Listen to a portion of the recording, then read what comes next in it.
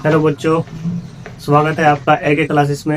एके classes के द्वारा आप लोगों को 10th क्लास का जो फर्स्ट चैप्टर है वो शुरू कर दिया गया है। उसका नाम है वास्तविक संख्या। वास्तविक संख्याओं के बारे में हमने आप लोगों को 9th क्लास में भी पढ़ाया था। 9th क्लास में पढ़ाया था आप लोगों को। तो 9th क्लास के कुछ बेसिक कॉन्सेप्ट जो तुम्हारे याद होने चाहिए, जो तुम्हें पता होने चाहिए, उनके बारे में मैं थोड़ा सा बताऊंगा। अभी ये 9th क्लास का कॉन्सेप्ट है, ठीक है। ये तुम्हारे 10th क्लास में भी थोड़ा सा यूजफुल होगा, इसलिए मैं इसे थोड़ा समझाऊंगा। इसके बाद हम इसके जो टॉपिक है उनके बारे में पढ़ेंगे, ठीक है। चलो शुरू करते हैं हम। सबसे पहले हम बात करते हैं प्राकृतिक संख्याओं के बारे में, जिन्हें बोलते हैं नेचुरल नंबर। क्या बोलते हैं? तो प्राकृतिक संख्याएं क्या होती है? प्राकृतिक संख्याएं वह संख्याएं होगी जो 1 से शुरू होकर, ठीक है, अंत तक होती है। कहाँ तक होगी? जैसे हम काउंटिंग करते हैं, गिनती करते हैं, तो उसमें गिनते हैं 1 2 3 4 5 6, इस तरीके से 1 2 3 4 5 6 7, इस तरीके से काउंटिंग करते हैं। तो स्टार्टिंग कहाँ से होती है? 1 से, ठीक है। यानी कि प्राकृतिक संख्याएं वे संख्याएं होंगी जो 1 से शुरू होती है और अनंत पर क्या होती है? समाप्त होती है। अनंत का मतलब जिसका कोई अंत ही न हो। ऐसी गिनतियां जैसे हम काउंटिंग करते जा रहे, हमें ये नहीं पता कि उनका अंत कहाँ पर, तो उसे बोलते हैं हम अनंत, ठीक है। तो 1 से लेकर अनंत तक की जितनी भी संख्याएं होती है उन्हें हम क्या बोलते हैं? प्राकृतिक संख्याएं। क्या बोलते हैं भैया? प्राकृतिक संख्याएं। तो 1 से लेकर अनंत तक की जितनी भी संख्याएं होंगी उन्हें हम बोलते हैं प्राकृतिक संख्याएं। प्राकृतिक संख्याओं की स्टार्टिंग कहाँ से होगी? 1 से, ठीक है। और उसका अंत कहाँ होगा? अनंत पर, ठीक है। कोई अंत नहीं होता, उसे बोलते हैं हम अनंत, ठीक है। तो 1 से लेकर अनंत तक की जितनी भी संख्याएं होंगी उन्हें हम क्या बोलते हैं? प्राकृतिक संख्याएं। क्या बोलते हैं भाई? तो हमारा प्राकृतिक संख्याओं वाला टॉपिक खत्म हुआ। अब इसके बाद हम बात करते हैं पूर्ण संख्या। किसकी बात करते हैं भाई? पूर्ण संख्या। तो पूर्ण संख्या जिन्हें हम बोलते हैं वोल नंबर। क्या बोलते हैं? वोल नंबर, ठीक है। तो पूर्ण संख्याएं क्या होती है? पूर्ण संख्याएं वे होगी जिनमें क्या होगी? 0 से स्टार्टिंग होगी। कहाँ से होगी? 0 से स्टार्टिंग होगी। यानी कि प्राकृतिक संख्याओं के साथ में क्या सम्मिलित होगी? 0 भी सम्मिलित होगी, ठीक है। तो उन्हें हम क्या बोलते हैं? पूर्ण संख्याएं, ठीक है। तो 0 से अनंत तक की जितनी भी संख्या है, 0 1 2 3 4 5 6, उससे आगे तक जितनी भी हम काउंटिंग करते जाएंगे, ठीक है। तो उससे आगे जितनी भी संख्याएं है, 0 से स्टार्टिंग होगा अनंत तक की जितनी संख्याएं है उन्हें हम क्या बोलते हैं? पूर्ण संख्याएं। क्या बोलते हैं भाई? पूर्ण संख्याएं, ठीक है। तो पूर्ण संख्याओं की स्टार्टिंग कहाँ से होगी? 0 से। 0 से लेकर अनंत तक की जितनी भी संख्याएं हैं उन्हें हम बोलते हैं पूर्ण संख्या। क्या बोलते हैं भैया? पूर्ण संख्या। पूर्ण संख्या कंप्लीट हुआ, ठीक है। तो इसमें क्या एक कॉन्सेप्ट भी होता है जो हमने 9th क्लास में आप लोगों को बताया था कि सभी प्राकृतिक संख्याएं पूर्ण संख्या हो सकती है। सभी प्राकृतिक संख्याएं पूर्ण संख्याएं हो सकती है, ठीक है। अब यहाँ पर देखो सारी प्राकृतिक संख्याएं हमने यहाँ रख रखी, ठीक है। तो ये क्या होगी? पूर्ण संख्या, ठीक है। तो अब देखो इसके बाद आता है हमारा पूर्णांक। क्या होता है? पूर्णांक को बोलते हैं इंटीजर्स। क्या बोलते हैं भैया? तो पूर्णांक संख्याएं क्या होती है हमारी?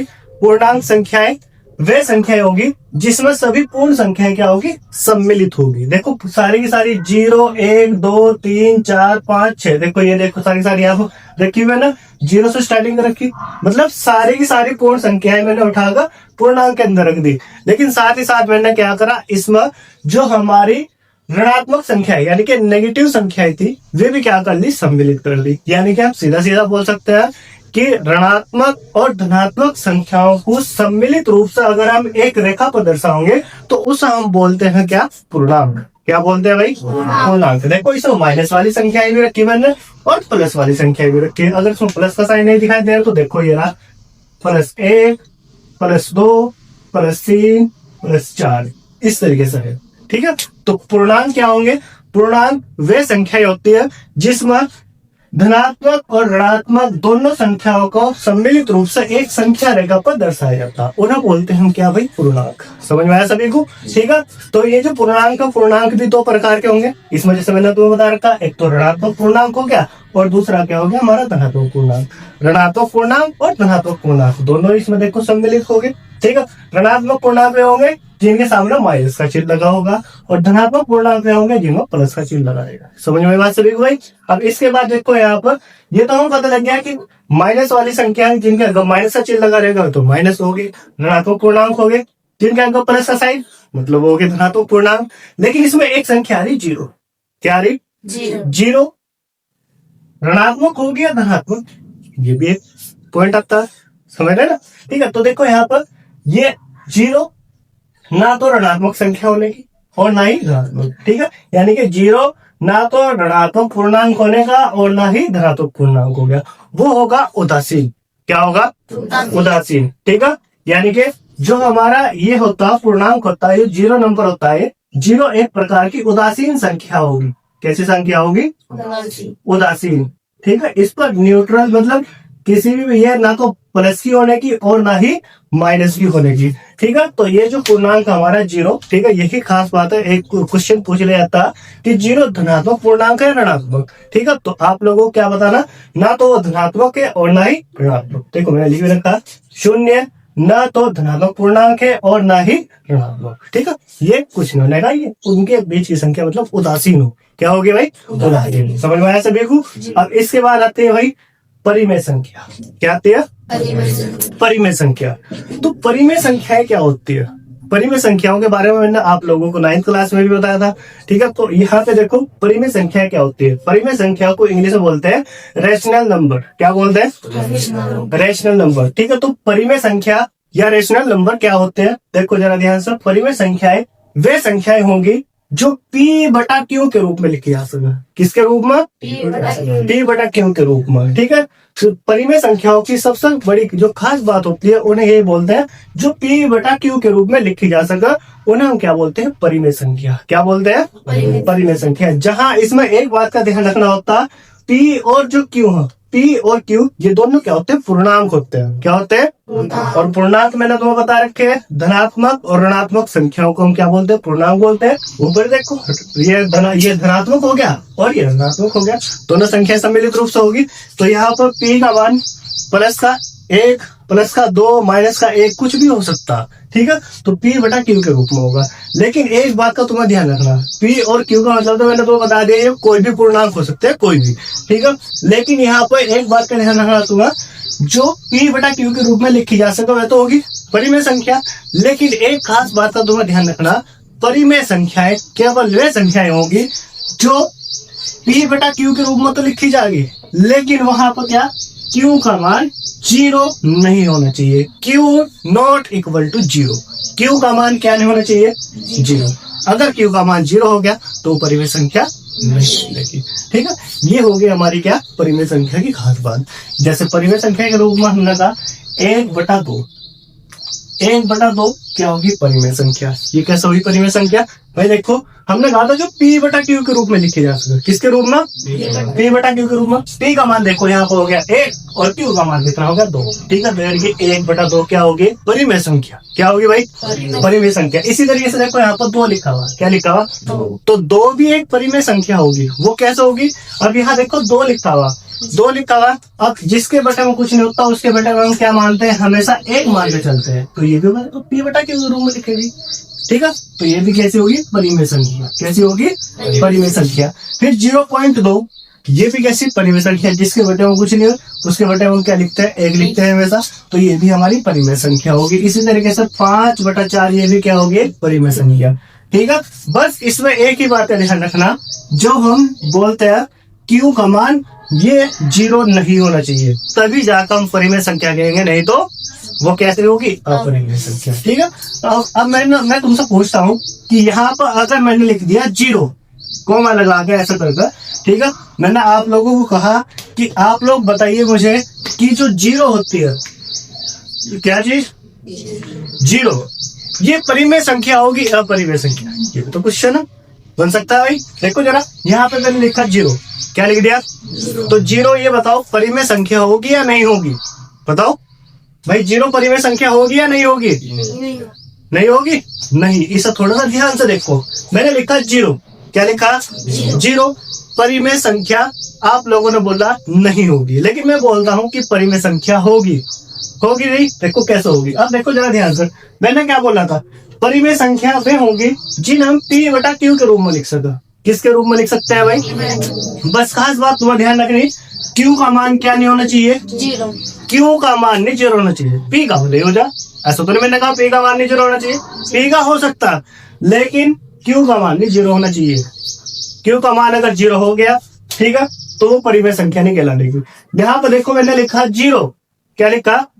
0। अब जिसके बटे में कुछ नहीं होता उसके बटे में हम क्या लिख सकते हैं भैया? 1 लिख सकते हैं नहीं। अब मैंने ये तो नहीं कहा कि P का मान नहीं 0 होना चाहिए, P का तो हो सकता, Q का नहीं होना चाहिए। बस किसका नहीं होना चाहिए? तो ये जो देखो यहाँ पर 0/1 लिखा हुआ, ठीक है, तो ये P बटा Q के रूप में आ गया। किसके रूप में आ गया? P बटा Q के रूप में, ठीक है। तो ये कैसी संख्या होगी? परिमेय संख्या। 0 कैसी संख्या होगी? परिमेय संख्या, ठीक है। इस तरीके से तुम्हें क्या करना, कॉन्सेप्ट ध्यान रखना। बस खास बात क्या होती है, जो हमारी यहाँ पर परिमेय संख्या होती है उसमें ध्यान रखना, उसे हम P बटा Q के रूप में तो लिखेंगे, लेकिन Q का मान नहीं 0 होना चाहिए। P का भले हो जा, Q का मान, ये जो Q है ना बटे में लिखा हुआ, इसका मान नहीं 0 होना चाहिए, ऊपर लिखी संख्या चाहिए, कोई दिक्कत नहीं। समझ में आई बात? ठीक है। फिर मैंने आप लोगों को कहा, लो भाई इसके साथ में एक हो दे दो यार, 0 तो समझ में आ गया है कैसा परिमेय संख्या होगी, समझ में आ गया ना भाई? P का मान 0 हो गया, Q का नहीं है, ठीक है, क्योंकि बटे में हम 1 लिख सकते हैं, कोई भी संख्या है उसके बटे में 1 लिख सकते हैं, तो P बटा Q के रूप में ये परिमेय संख्या होगी। मैंने कहा यहाँ पर मैंने लिख दिया माइनस के 3/2। बताओ परिमेय संख्या है या नहीं है? है ना? देखो P बटा Q के रूप में लिखेगी। मैंने ये तो नहीं कहा कि भाई ये P और Q है, क्या मैंने क्या बताया था, ये पूर्णांक, क्या? तो पूर्णांक में प्लस वाली संख्या भी माइनस वाली भी दोनों सम्मिलित होती है, ठीक है। तो इस तरीके से हमारी परिमेय संख्या भी क्या होगी, समाप्त होगी, ठीक है भाई। अब इसके बाद हम ऐसा भी बोल सकते हैं भाई, इसमें जो और संख्या है, जैसे मैंने कहा आप लोगों को यहाँ पर कोमा लगा कर, ठीक है, 0.333 dash dash dash dash dash, ये बताओ परिमेय संख्या होगी या नहीं होगी? होगी या नहीं होगी? 0.333 ये एक परिमेय संख्या। कैसी संख्या? परिमेय संख्या, क्योंकि इसमें संख्याएं क्या होगी, रिपीट हो रही। पॉइंट के बाद अगर अंक, ठीक है, रिपीट होते जा रहे 3 3 3 3 3, ये कैसी संख्याएं होंगी? परिमेय संख्या। कैसी होगी? अगर मैं इसकी जगह कुछ इस तरीके से लिख देता, ठीक है, मैंने कहा इसकी जगह में ऐसे लिख रहा है 0.31 3 1 1 3 1 1 1 1, ये बताओ परिमेय संख्या होगी या नहीं होगी? होगी? ये नहीं होगी, क्योंकि इसमें कोई भी संख्या बार बार क्या हो रही, रिपीट नहीं होगी। अगर रिपीट होगी तो परिमेय संख्या, नहीं हो रही तो क्या होगी, वो अपरिमेय संख्या, ठीक है। उसे हम बाद में बताओगे। समझ में आई ये बात है सभी को? ठीक है, ध्यान रखना। रिपीट वाली हो सकती है, लेकिन जिसमें संख्या रिपीट नहीं होने की, मतलब अंक रिपीट नहीं होने के पॉइंट के बाद, ठीक है, उन्हें हम क्या बोल लेंगे, ठीक है, अपरिमेय संख्या। लेकिन जो जिसमें रिपीट होंगे वह क्या होंगी, परिमेय संख्या, ठीक है। ये हो गया हमारा, ठीक है। अब इसके बाद हमने ये कंप्लीट कर लिया भाई, ये परिमेय संख्या समझ में आई सभी को? जी। समझ में आ गया? जी। ठीक है, चलो अब हम बात करते हैं अगला टॉपिक आता है हमारा अपरिमेय संख्या। क्या आता है भाई? अपरिमेय संख्या, ठीक है। अपरिमेय संख्या को बोलते हैं इंग्लिश में इर्रेशनल नंबर। क्या बोलते हैं? इर्रेशनल नंबर, ठीक है। तो इर्रेशनल नंबर क्या होते हैं, यानी कि अपरिमेय संख्या क्या होती है? देखो, अपरिमेय संख्या वह संख्या होगी जो P बटा Q के रूप में नहीं लिखी जा सकती। जो P बटा Q के रूप में नहीं लिखी जा सकती उन्हें क्या बोलते हैं, अपरिमेय संख्या। क्या बोलते हैं भाई? परिमेय संख्या वह होती थी जिन्हें P बटा Q के रूप में लिख रहे थे, लेकिन अपरिमेय संख्या ठीक इसका अपोजिट, जो P बटा Q के रूप में नहीं लिखी जा सकती उन्हें क्या बोलते हैं हम, अपरिमेय संख्या। या फिर हम ऐसा भी बोल सकते हैं, जितनी भी अधिकतर रूट वाली संख्याएं, अधिकतर बोला मैंने, सारी नहीं बोला, रूट वाली जो संख्याएं, ठीक है, वे क्या होती है, अपरिमेय संख्या होती है। कैसी होती है? जैसे देखो √2, ठीक है, √2 का अगर हम रूट हटाओगे तो ये 1.71 इस तरीके से खुलता हुआ आएगा, ठीक है। मतलब कोई भी संख्या इसमें बार बार रिपीट नहीं होने, यानी कि इसमें जो पॉइंट के बाद के अंक वो रिपीट नहीं होने के, ठीक है।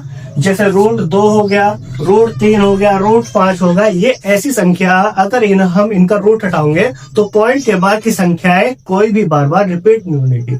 रिपीट नहीं होने की मतलब कैसी होगी वो, अपरिमेय संख्या। कैसी होगी, यानी कि पॉइंट के बाद के, दशमलव के बाद के जो अंक वे क्या होते हैं, इस बार रिपीट नहीं होते हैं, ठीक है, वे बार बार कुछ न कुछ अदल बदल का आते रहता है, ठीक है। तो वो हो गया हमारा क्या, अपरिमेय संख्या। जैसे √2 हो गया, √3 हो गया, √5 हो गया, ठीक है। पाई भी एक ऐसी संख्या है जो क्या है, एक अपरिमेय संख्या, ठीक है, क्योंकि पाई का मान, ठीक है, वैसे तो हम बोलते हैं कि 22/7 होता है, 3.14 होता है, लेकिन अगर उसे कैलकुलेट करते जाओगे तो बार बार कुछ ना कुछ उसमें परिवर्तन आता रहेगा, ठीक है। तो वो कैसी संख्या होगी, हमारी अपरिमेय संख्या। कैसी संख्या होगी, तो समझ में आई है क्लास सभी को, ठीक है। इस क्लास के बाद जो आगे के टॉपिक है वो मैं आप लोगों को कल समझू, ठीक है।